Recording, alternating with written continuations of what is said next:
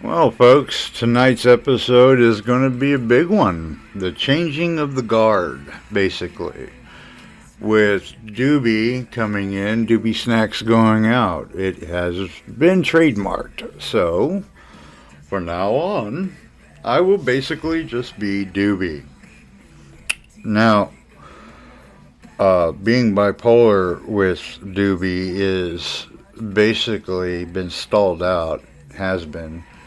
Um, Through therapy, I would call it breaking the fourth wall for me. With the conversation that we had, it basically made me realize quite a few things about as I was going through this in the beginning. You know, my mind was developing at 11, 12 years old, and I was starting to recognize differences in my behavior, but I didn't know how to deal with it and what to do. Now, the therapy, we were trying to go back and find out if there was anything my mind was suppressing to give me the night terrors I've been dealing with. So, we did different kinds of conversation with different forms of music in the background because of the age, a little bit there, but realizing that at the time that I was developing was the same time that my mother and father got a divorce. Now, at that age, as I'm developing, I'm like going extra, you know, beyond because of my size. I started getting this 10-foot tall bulletproof persona starting. So, I thought, now my shit don't stink. Well, when my mother and father sat me down and basically told me what was going on, it was like something snapped in my thinking because she and I, my therapist and I, both realized that that was a cornerstone in my foundation that I had no idea about. My father, at a very early age, passed the baton down to me. In other words, I was the man of the house and did not know how to be one. My father, I loved him to death. He worked so hard to give us a good life that he wasn't around. So I didn't know how to be the man of the house, how to be protective. I didn't know what those responsibilities were all about. At the same time, I started going out walking the farm with my dog and my shotgun, going through trying to protect what's mine because what I knew about being a man was sitting watching John Wayne movies and watching all these TV programs because my dad wasn't around. My mom was either working or trying to keep us going. And she had her own issues that were developing more and more. My mother, God rest her soul, was very narcissistic. Okay? And that plays a huge part in my mother's side foundation. I've got my dad's side, my mom's side. We were discussing my dad's. And the fact that he is my hero, he will always be my hero. But I was never taught how to be a man. And then all of a sudden, as my mind is going through the voices and the illusions and the temperamental rage and then the manic depression, everything was hitting me all in one shot. And I had no clue how to deal with it. And then all of a sudden, this trauma hits me with a divorce and basically becoming the man of the house. Didn't know what the hell I was doing, so I have a narcissistic mother who starts treating me badly because I look and sound just like my father.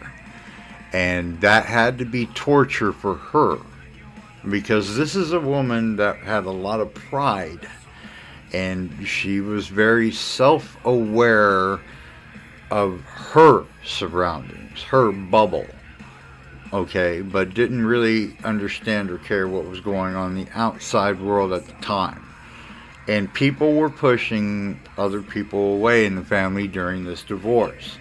So the foundation of my father, when he left, giving me control of being the man of the house when I'm being dominated by the women. And so there was battles going on between my mother and I. And we really, really never got to reconcile those. Because I left. Either that, or I would get kicked out. Or I don't know. It's just, it's a real hard thing to try and think through without any help or guidance. Especially when I personally am alone, so I have no one to bounce any of this off of other than my therapist. So with the podcasting, I try and give you guys the examples of what I have dealt with throughout me figuring all this out. I mean, I'm 51 years old now. I've been through so many different therapy sessions, projects, programs, medicine. Oh, Lord. I still say to this day that my head is halfway screwed up just because of the medications they put me on. I was like a guinea pig. Seroquel made me into a zombie to the point where I didn't even get out of bed to piss. Okay? And my mind can't develop or focus with the medications such as Seroquel. But people have different reactions to different programs.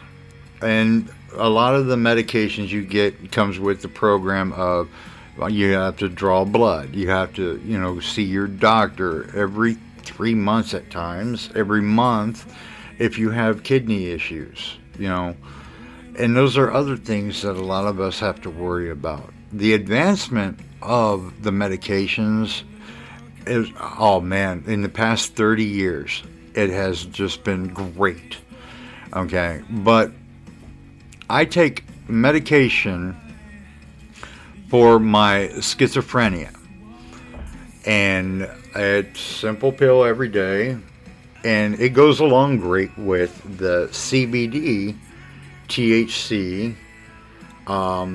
I do not take opioids. I will not take them. I have an addictive personality. I recognized that as soon as I went through the program in the prison at Washington State. Now, everybody, there's a lot of people out there who have listened to my last 4 seasons as Dewbee Snacks, and they know these stories. But there's going to be a lot of new listeners going on. I'm working on structuring this better so I can get out more. And I want everyone to understand my transparency. My 4th wall came down last week, and it took me a good 4 or 5 days of soul searching to figure out how this cornerstone has developed me for who I am. So I have many issues when it comes to being a parent. Okay? I'm not good at it. I would rather them be my friend and talk to me and understand me than to be a parent. I would rather have the respect than the fear. And I'm not good at that kind of stuff. I've been told differently, but when my firstborn that I know of, when my son was born, I stayed around for a while, and I was very selfish at the time. I was I had no control or understanding of why my mind was developing the way it was, and I left. I got pushed out because his mother knew that I was not ready to be a parent, and God bless her, she deserves a lot of credit. I mean, there might be animosity between her and I from the past, but I respect what she did when it came to my son. So, but me, in a personal level, I everybody who knew me knew that I wasn't ready to be a parent. So I ran, and I kept running, kept doing stupid things until I got busted. Washington State corrected me in a way that I will never be able to thank them enough.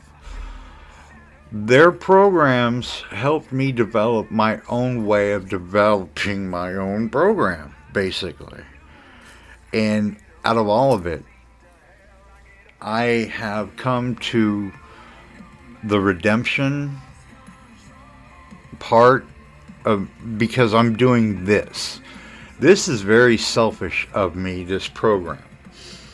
I need to help someone out there, okay? Just for my inner light to fill up. I truly believe that we all have that inner light and guidance and the experience, the wisdom, everything that you have gone through in your entire life, including foundation, cornerstone, the way you were brought up, your mind's developed, every single thing that you have gone throughout your life gives you that inner light, that what people call I would say the inner soul, that chi, that spirit. Philosophy is one of my fun, loving things to discover more about, and there are so many different great philosophers out there that have never gotten the actual, there are religions out there that have philosophy in them and vice versa, but it's just the thought of developing on monotheism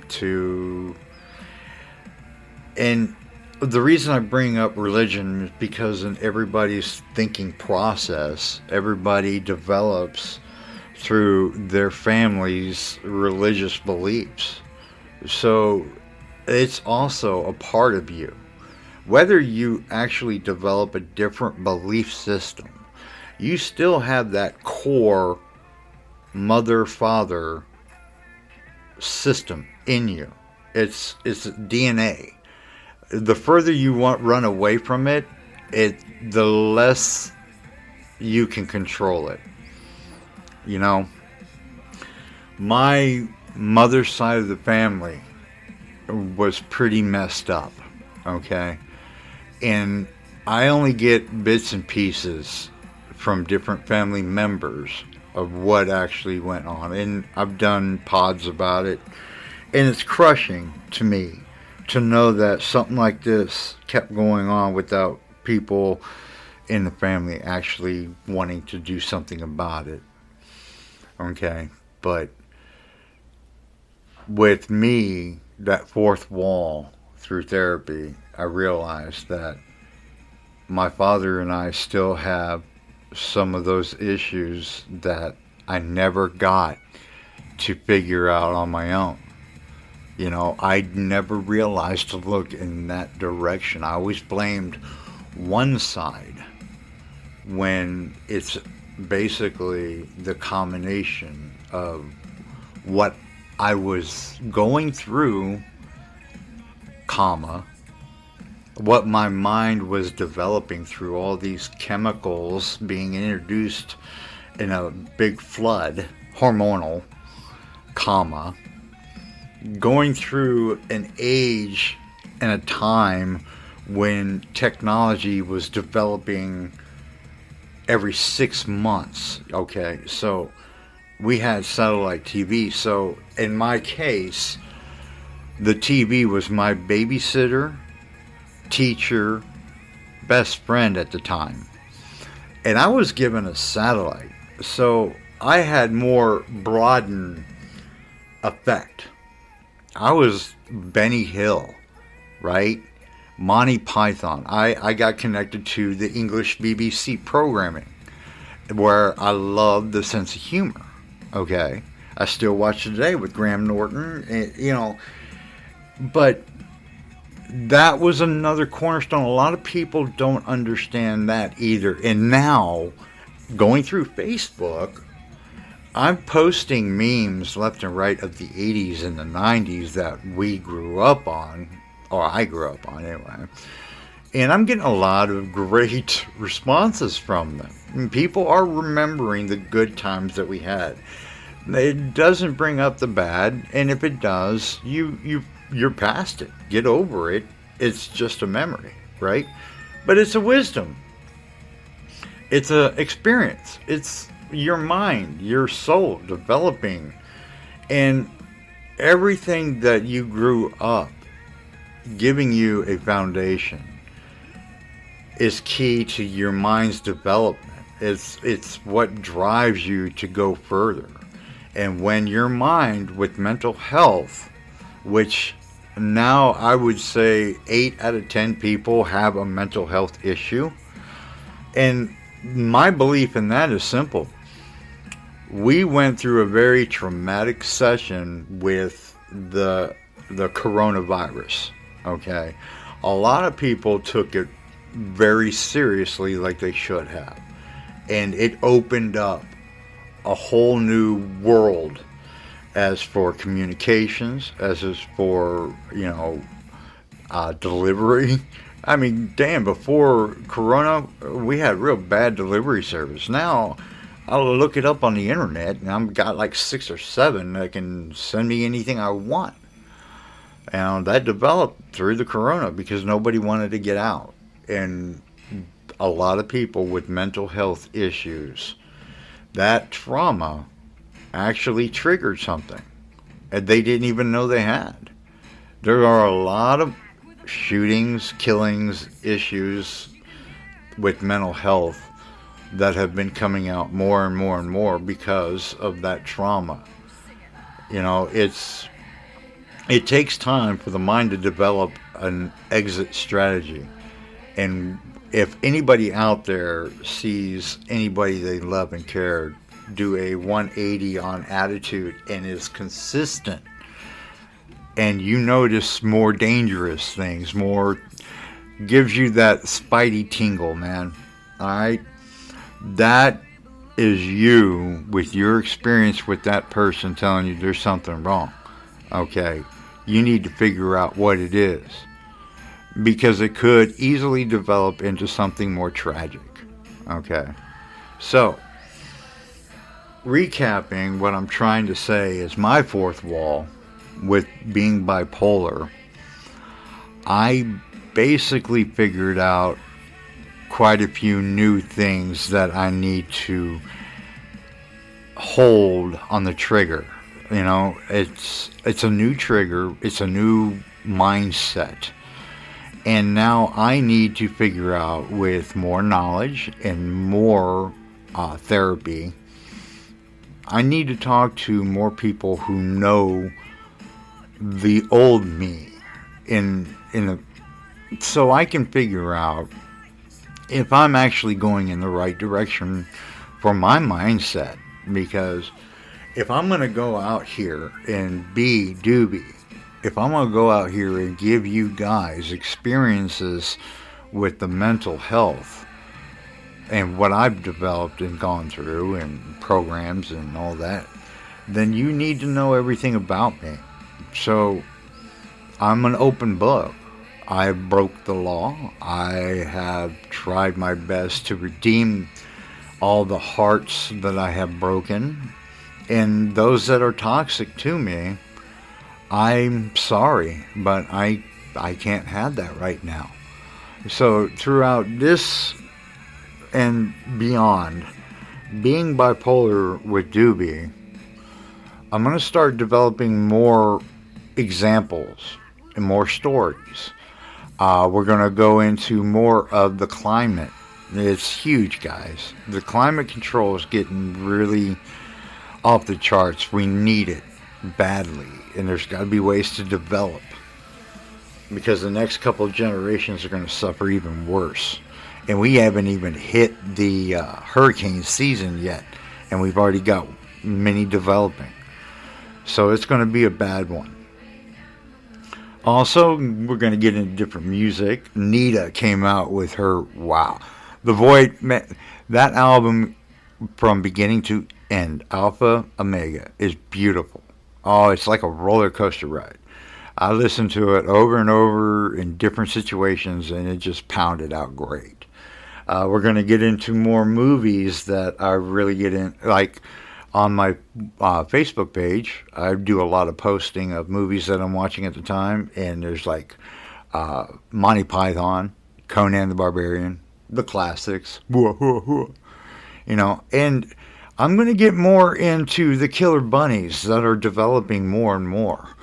I found some Facebook sites that are selling the shrooms, and I'm telling you, man, the Tibetan mob is combining the Nigerian pirates, you know, the web pirates, with, you know, the killer bunnies and their mushrooms. It's bad.